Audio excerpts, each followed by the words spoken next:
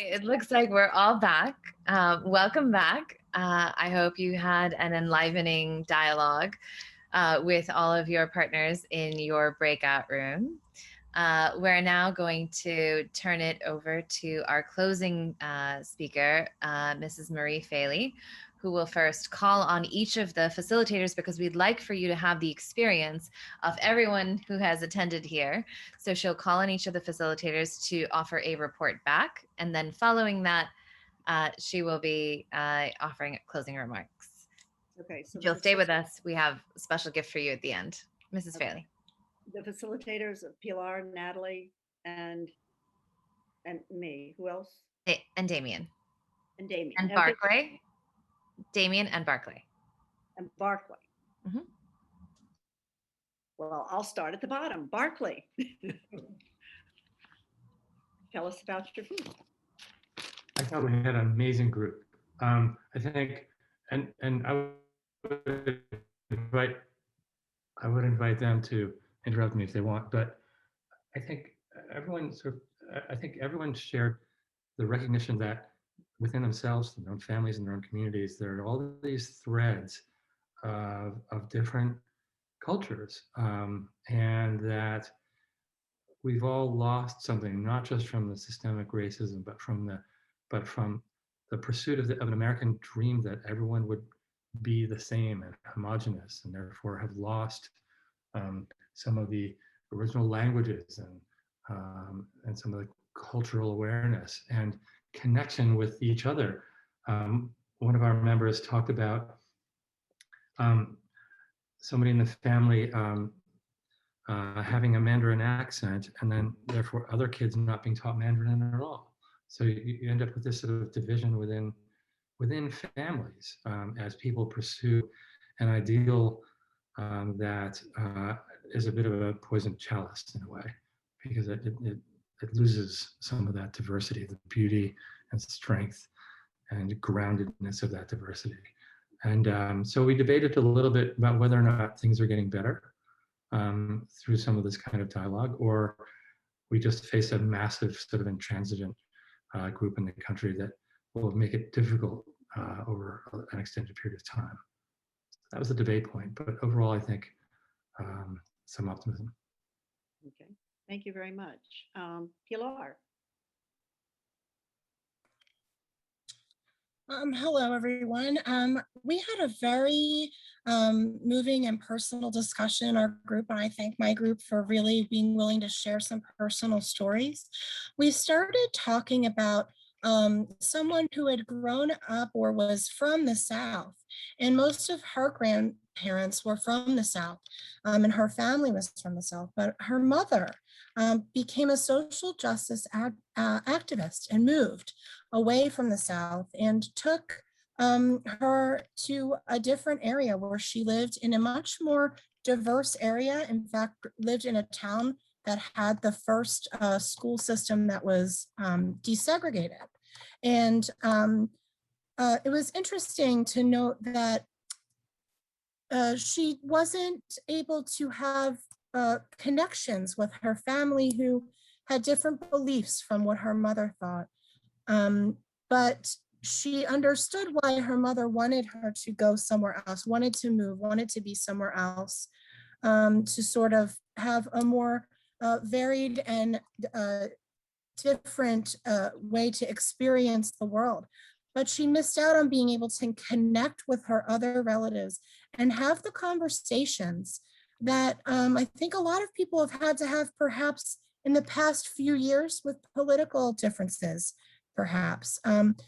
Being denied the ability to have the chance to have the conversations with her relatives and gain their experiences, or at least try to understand their experiences. So I thought that was really something that a lot of people could definitely identify with. And we had another person who shared how it's difficult for anyone to sort of judge anyone else, because all of us come with a bias, and no matter who you are, you come with biases. And we've all had a chance to discriminate against someone else or be discriminated against ourselves. And to vilify people for making mistakes or to vilify people is not helpful when you're trying to open conversations and dialogues with them. It's important to allow everyone to come to a space safely and feel as if they are able to become educated in order to perhaps change a belief or find a different lens. And that's how our lenses are able to evolve, because we all learn things as we move through our lives. The person shared a story about teaching breathing exercises to an elementary school classroom a few years ago and was sort of chastised for that because it was seen as trying to convert people to a different belief. And instead, now she says how mindfulness and breathing are so popular. And then we had another person share about First Nations history and the historical traumas that shape our worldviews through that, and how the elder in his family was his grandmother, and she held certain beliefs that really infiltrated his entire family's views about valuing men over women, and how that has trickled down, and how he may have benefited from his gender because of the historical traumas that his family had to face, with children being taken away from their families during colonization in Canada. And if you don't recognize these historical traumas, it's difficult to move past them. But if you can name them, you can move past them. And so I think those were the main themes that came up in our room. Thank you. Very good. Thank you. Natalie Borneo. Thank you so much, Mrs. Faley. We had a great room. I really want to thank Melissa, David, Rajan, Cheryl for sharing in our space today. We left recognizing that the journey is still very youthful in terms of getting to real change. But if we are going to move forward, we have to do more than just be aware of how we feel and be aware of the things that we're holding. We talked about their experiences from where they are. And so one of our contributors is from Philadelphia and comes with a perspective, being very honest, that she is still holding her grandparents' perspective to diversity. And so there is a natural inclination to be hyper vigilant around white people, being cautious. In the back of your mind, that headspace, blend in, don't make waves, don't stand out. Because there is a sensitivity to, I could lose my job. And I'm not so sure that even in this corporate space where there is talk of diversity and some action, that it's genuine, that it really might be just checking the box. I'm not sure that I'm there yet to embrace it. We had another contributor who said, I'm first generation American. My parents migrated here from Russia and they had a tough time adjusting to this. This was diverse for them, right? This was very different, but he didn't have a lens from which to really project from, but just recognizing that his experience, of course, is very different from people coming from a place where this was completely different. So again, understanding where people are coming from and the lens which they are operating through makes a big difference. We had another contributor, Reja, who migrated to the US. And even before his coming to this country, it was very normal for his household to listen to the Voice of America, the radio news and show. And so he was not unaware of the things happening in America. He referenced the Kennedy assassination and Watergate. And so they were very up on the news. But the reality that the heard experience is very different from the lived experience. And having his children experience being bullied, shut out, yet, being resilient and achieving, he describes that, being a person of color, but not white and not Black, is still yet another experience. After 9/11, he shared some of the things that he experienced as a person of color, where he was stranded in an airport in Chicago after flying the morning of 9/11 and having someone have a 1-inch conversation with him, blaming him for the terrorist attack. What you people did was wrong. He also endured that same sort of condemnation for months following the terror attack, verbally being blamed, noticing how people were reacting and physically, treating him, having to agree to be body searched on a plane where he was the only person of color that gave concern to the other people on the flight. And so because he had this lens of, I need to make them feel like it's okay, he was very cooperative and allowed the search to happen because in his mind, this would alleviate the stress and concern of the other passengers. And so it would be a good thing to do. Having said that, we are all aware that people with different backgrounds being exposed to different levels of trauma might not invite that search in such a pleasant way. And it could then have escalated into other things.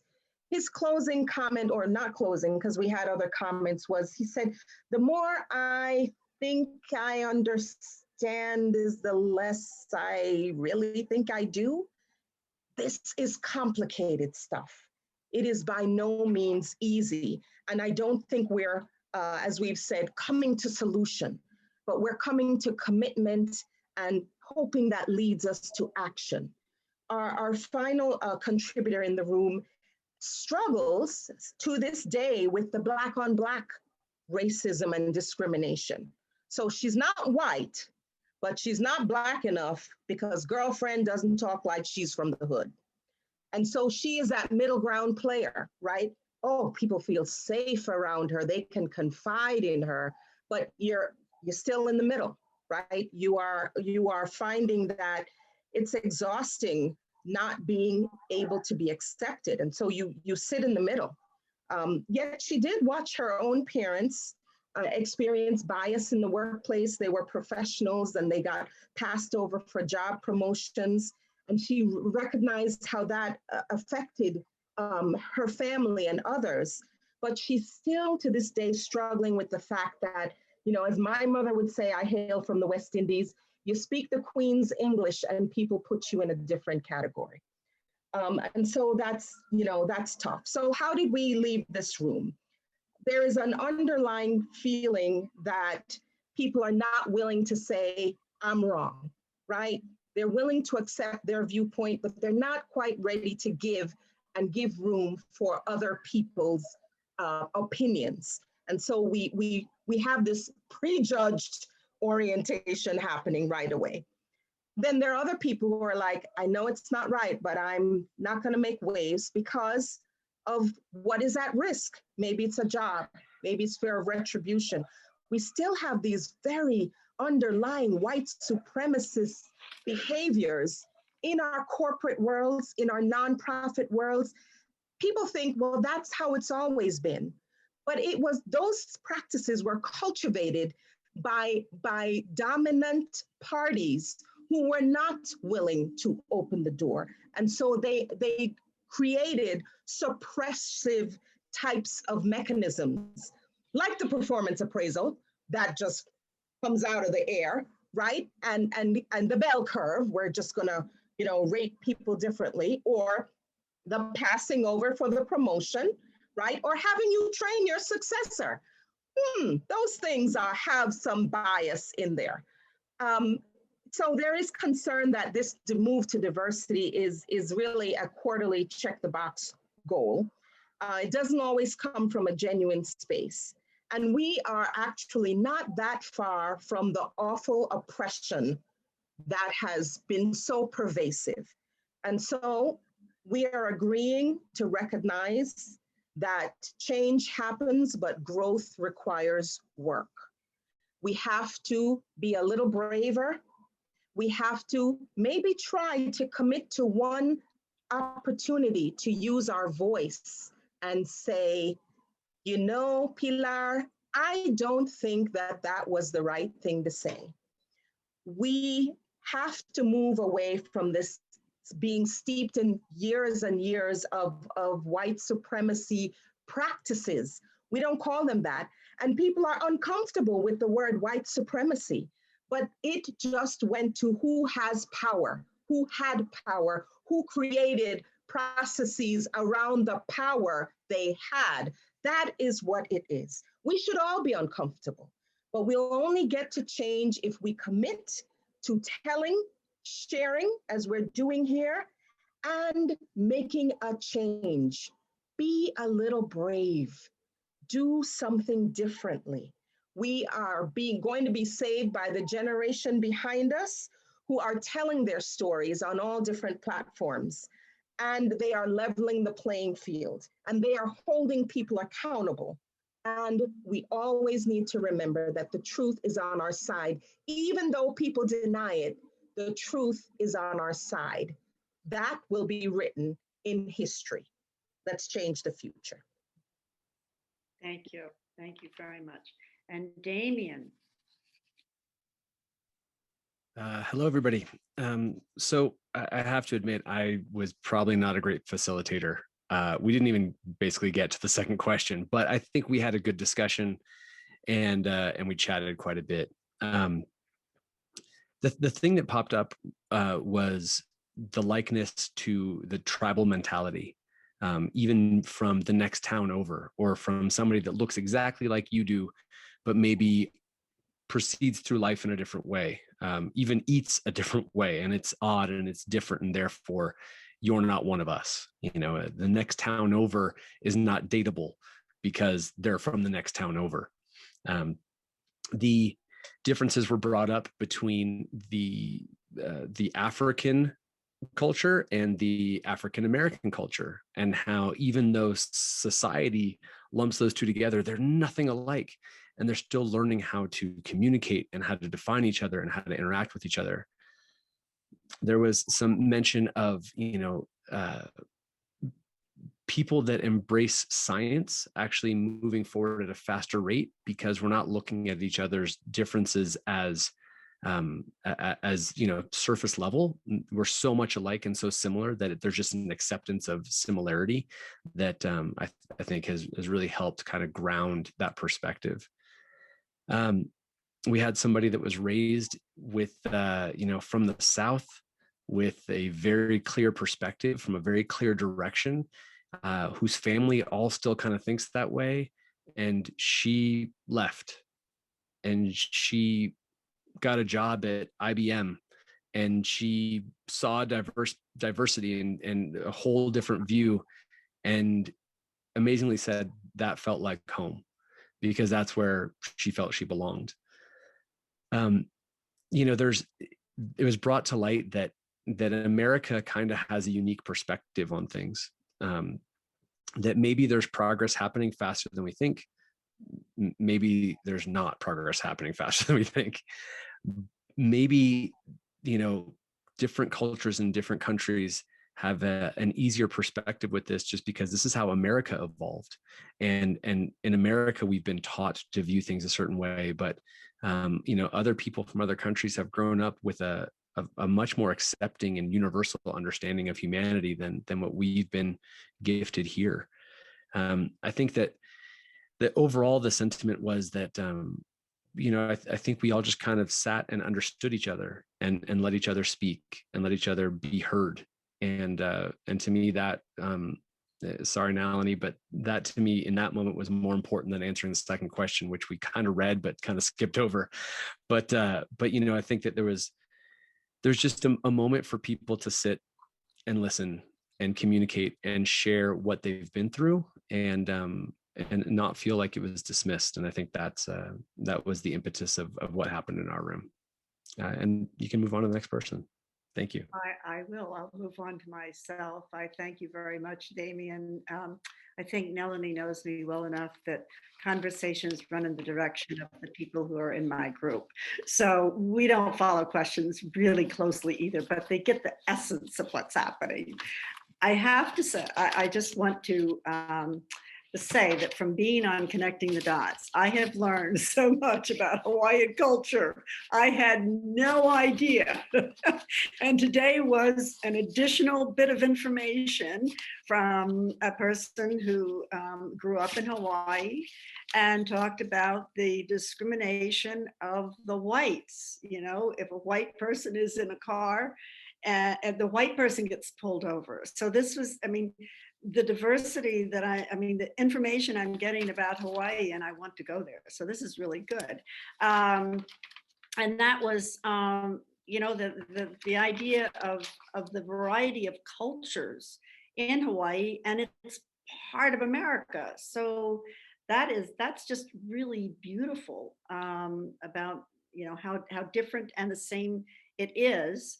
Another perspective was from someone who grew up on Long Island and has traveled the world and said some really interesting things about well, first one was that which came from Mr. Rogers, that when we can name it, we can talk about it. And I think that's something that keeps repeating itself throughout Connecting the Dots, is being able to name, to state the problem, and to state a problem if it's something that's bothering us, and throw this into, you know, what I teach my grandchildren: to stand up for yourself, to love yourself enough to stand up for yourself, to see, yes, there are many differences. There are differences in a classroom, and you have to understand that that you have to state what you think, not in a mean way, but know who you are and state the truth. The other was from someone whose family came from Saigon, and the fact is that they had to leave. They had to, so survival was the goal. And then different parts of the family moved to different parts of the country and the world. One part of the family went to Germany. One part of the family went to Alabama. Another part of the family went to Canada. And that is an amazing different perspective, because then when you go and you're with them and you have one view, they have another view, and you all came from the same place, but the diversity is great and the differences are great. And how do you have a conversation around that? I just think that's, you know, that's part of what happens when people move around the world and come to America. I think there was one part. I can't.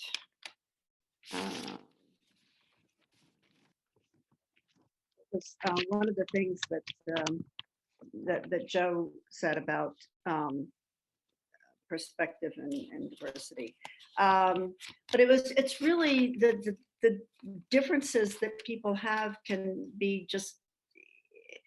The most important thing is to know that everybody is a human being, that first you love yourself and then you teach that love to others.